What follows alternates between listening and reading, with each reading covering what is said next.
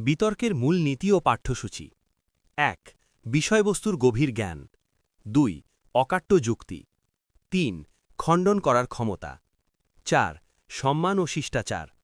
৫. দলগত সমন্বয়। ৬. সময়ের সঠিক ব্যবহার। ১. বিষয়বস্তুর গভীর জ্ঞান। বিতর্ক শুরুর আগে নির্ধারিত বিষয়ের ওপর পরিষ্কার ধারণা থাকা আবশ্যক। ২. অকাট্য যুক্তি। আপনার প্রতিটি দাবি হতে হবে যুক্তিযুক্ত। কোনো কথা বলার সময় তার সপক্ষে প্রমাণ বা তথ্য উপস্থাপন করতে হবে। ৩. খণ্ডন করার ক্ষমতা।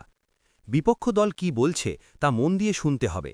তাদের যুক্তির দুর্বল জায়গাগুলো খুঁজে বের করে শালীনভাবে তা খণ্ডন করতে হবে। ৪.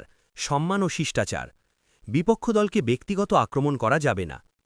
৫. দলগত সমন্বয়। দলীয় সদস্যের বক্তব্যের মধ্যে মিল থাকতে হবে। একজনের যুক্তির সাথে অন্যজনের যুক্তি যেন সাংঘর্ষিক না হয় সেদিকে খেয়াল রাখতে হবে। ৬. সময়ের সঠিক ব্যবহার। নির্ধারিত সময়ের মধ্যে আপনার সব যুক্তি উপস্থাপন করতে হবে।